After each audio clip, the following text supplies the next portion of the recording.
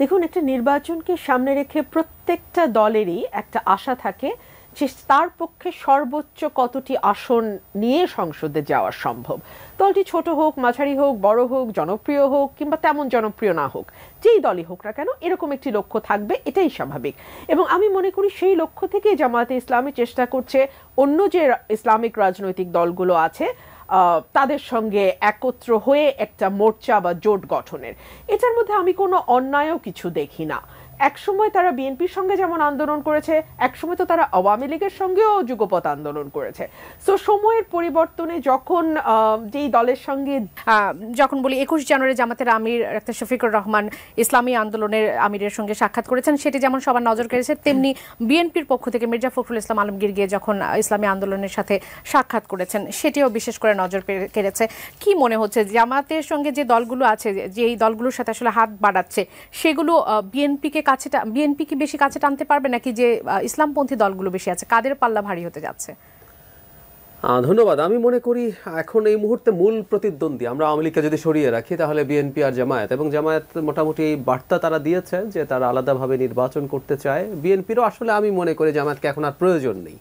2001 সালে যে জোটবদ্ধ নির্বাচনের প্রয়োজন ছিল, আওয়ামী লীগ থাকলে যে ধরনের জোট হওয়ার কথা, বিএনপি এখন খুব স্বাভাবিকভাবেই দেখছে সালের নির্বাচনে হয়েছিল।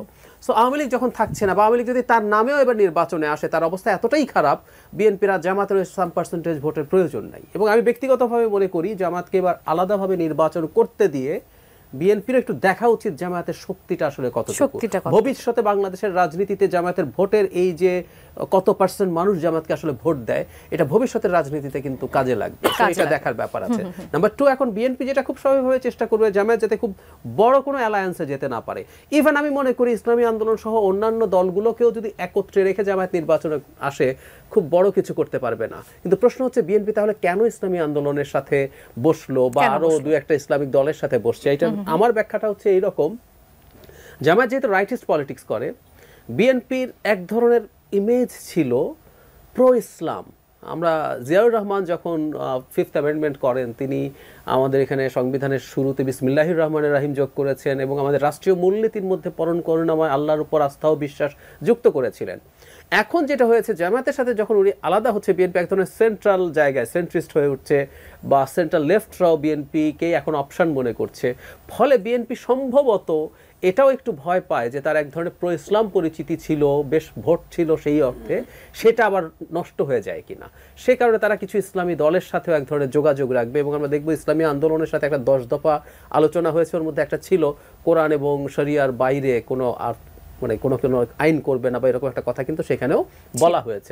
সো বিএনপি ওই জিনিসটাও সাথে সাথে ধরে রাখতে চাচ্ছে। এটা মানে এই না যে ইসলামী আন্দোলনের ভোট না হলে বিএনপি জিততে পারবে না। আচ্ছা, ব্যারিস্টার রুমিন ফারহানা, একই বিষয় নিয়ে আপনার কাছে জানতে চাই, কি মনে হচ্ছে যে ধর্মভিত্তিক আমরা আসলে দল, সেভাবে শক্তিশালী দল বাংলাদেশে কখনো দেখিনি। আপনার কাছে কি মনে হয়, যদি যেমনটি জাহিদুর রহমান বলছিলেন যে যদি বিএনপি এবার দেখা উচিত বিএনপির যে আসলে ধর্মভিত্তিক দলগুলো আসলে কতটা শক্তিমত্তা প্রদর্শন করতে পারে, সেক্ষেত্রে বিএনপি কি এরকম কিছু দেখবে কিনা যে তারা কতটা আসলে শক্তিমত্তা প্রদর্শন করছে, কতটুকু তাদের শক্তি আছে?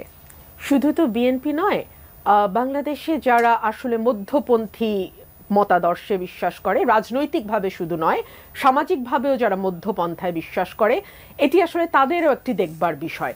গত কয়েকদিনের কিছু ঘটনার দিকে আমি আপনার দৃষ্টি আকর্ষণ করতে চাই। আমরা দেখেছি বেশ কয়েকজন সিনেমার যারা অভিনয় করেন, অভিনয় শিল্পী, তাদের কয়েকজনের প্রোগ্রাম বাতিল হয়েছে। আজকে বোধহয় লেটেস্ট হয়েছে অপু বিশ্বাসের একটা প্রোগ্রাম। এর আগে পরিমণি হয়েছে, তার আগে মেহজাবিনের হয়েছে। আমরা সিরিজ ঘটনাগুলো দেখছি। এর মধ্যে জয়পুরহাটে মেয়েদের ফুটবল খেলাকে বা ক্রিকেট খেলাকে কেন্দ্র করে একটা ভীষণ মানে বিশৃঙ্খল পরিস্থিতি তৈরি হয়েছে। আজকে আমি দেখছিলাম আমাদের ধর্ম উপদেষ্টা বলেছেন যে কোনো নারী সাংবাদিক বোধহয় তার কাছে খবর নিউজ আনতে যেতে পারবে না বা এরকম একটা কিছু, if I am not wrong. মানে আমি এই আস্তে আস্তে আমি সিঁড়ি দিয়ে উঠতে আমি দেখছিলাম। সো এই বার্তাগুলো কিন্তু একটা ইন্ডিকেশন দেয় আমাদেরকে সমাজে এক ধরনের চরমপন্থা বা এক ধরনের র্যাডিকালাইজেশনের উত্থান হচ্ছে। আমি আপাতত এটা চোখ বন্ধ করে হয়তো এড়াতে পারবো, বিকজ আমরা ঢাকার মানে প্রাণকেন্দ্রে বাস করি।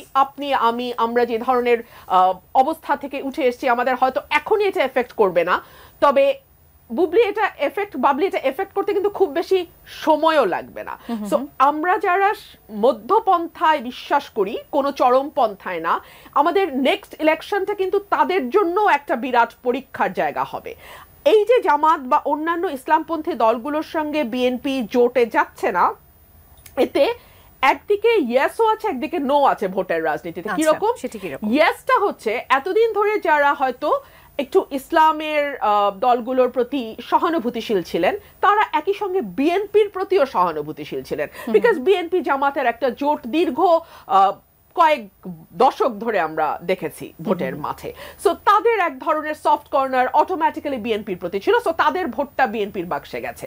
কিন্তু এইবার যদি তারা আলাদা মোর্চা করে ইসলামিক দলগুলো, তখন কিন্তু আর ইসলামের ব্যাপারে যারা একটু সহানুভূতিশীল বা ধরেন যারা একটু মনে করে যে ইসলামিক শাসন বাংলাদেশে কায়েম হলে বেটার হয়, বা ইসলামী ভাবধারার শাসন, let's put it in this way, ইসলামী ভাবধারার শাসন কায়েম হলে ভালো হয়, তাদের ভোটটা কিন্তু এখন আর অটোমেটিক্যালি বিএনপির বাক্সে যাবে না।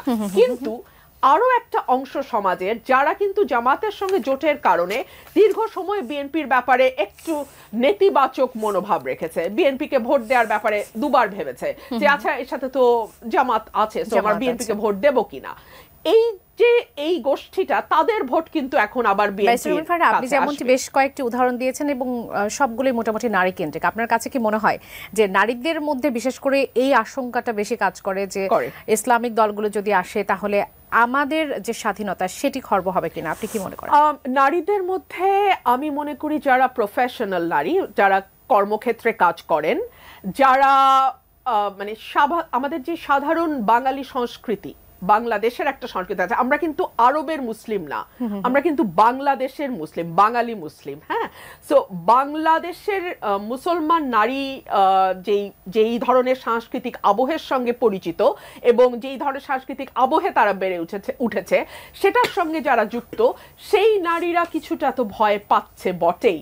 এবং আমি লক্ষ্য করছি একজন নারী হিসেবে আমার প্রতি যেই ধরনের সাইবার বুলিং বা আক্রমণগুলো আসে, সেটা মূলত এক ধরনের ধর্মকে ঢাল হিসেবে ব্যবহার করে আমার ব্যাপারে বিষোদ্গারের চেষ্টা, এবং এটা এখন অনেক বেড়েছে, কিন্তু এটা শুরু কিন্তু হয়েছে আরো 5-7 বছর আগে। সুতরাং এখন আমরা সমাজে যে ট্রান্সফরমেশনটা দেখছি, যে এই ধরনের র্যাডিকালাইজেশন হঠাৎ করে আমাদের মনে হচ্ছে আমাদের চোখে এসছে, কিন্তু এটা কিন্তু ভেতরে ভেতরে গোকুলে অনেক দিন যাবত বেড়েছে। এটা কিন্তু এখন ম্যানিফেস্টেশনটা অনেক বড় আকারে, অনেক লার্জ স্কেলে আমরা দেখছি, বিকজ এখানে এখন এক ধরনের মানে ওই রকম মানুষের শাসন বা ওই ধরনের গভর্নমেন্ট এখন পাওয়ারে আছে। সো তাদেরকে অনেক বেশি ভিজুয়াল আমরা চোখের সামনে দেখতে পাচ্ছি, বাট তাদের বেড়ে ওঠা কিন্তু এই 5 মাসে না, তাদের বেড়ে ওঠা কিন্তু আরো 7-8 বছর। বিকজ আমি তো মিডিয়াতে আজকে 13-14 বছর, আমি তো জানি আমার ব্যাপারে কি ধরনের কমেন্ট আসে। 10 বছর আগে যে ধরনের কমেন্ট আসতো, দ্যাট ওয়াজ মোর লাইক আপনার একাডেমিক, যে আপনি এই যুক্তি দিয়েছেন তার বদলে আসলে এটা বলা যায়।